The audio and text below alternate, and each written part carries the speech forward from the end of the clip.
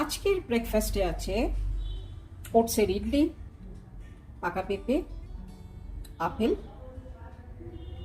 Almonds আর সেই সঙ্গে একটা পান। এই মিষ্টি পানটা কিন্তু রোজই খাওয়া হয়, কারণ ভোগে দেওয়া হয়। ওটসের ইডলিটা খেয়ে দেখবেন, দারুণ টেস্টি এবং হেলদিও বটে। অনেকেই না ওটস খেতে চান না। ওটস কিভাবে খাবো? জলে ভিজিয়ে খাবো?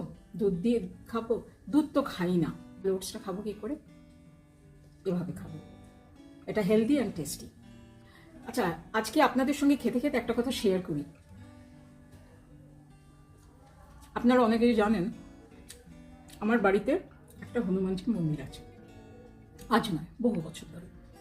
আমার বাড়ির পাশে একটা স্কুল আছে। স্কুলের বাচ্চারা যখন স্কুলে যায়, বিশেষ করে পরীক্ষার সময় ওখানে প্রণাম করে।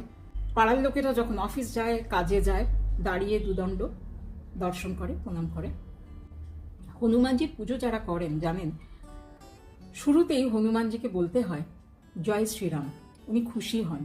উনি কোনো ফুল, কোনো ফল, কোনো মিষ্টি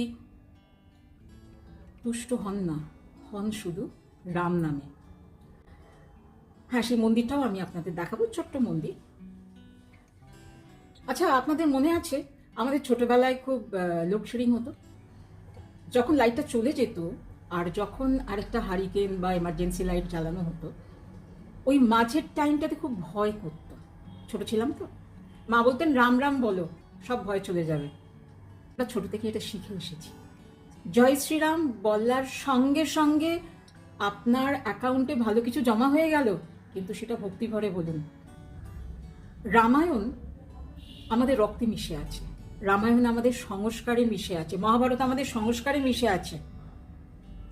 রামায়ণ তো জীবনের গল্প, আমাদের গল্প, আমাদের প্রতি মুহূর্তের লড়াইয়ের গল্প। আমরা শ্রীরামচন্দ্রকে শ্রদ্ধা করি। অনেকে দেখছি এই জয় শ্রীরাম বললে খুব রেগে যাচ্ছেন, কেন বলবে? আরে, শ্রীরামচন্দ্র আমাদের রক্তে মিশে আছেন, আমাদের সংস্কারে মিশে আছেন। যাক, ব্রেকফাস্টটা শেষ করি।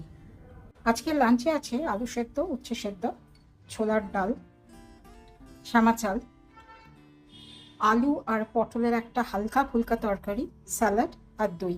আসলে এই বাটিতে কেন জানেন তো? আমি তো চেম্বারে যাওয়ার আগে খাবারটা গুছিয়ে রেখে যাই। রাতে একেবারে হালকা ফুলকা কাঁচকলার টিকিয়া আর স্যালাড। Good night.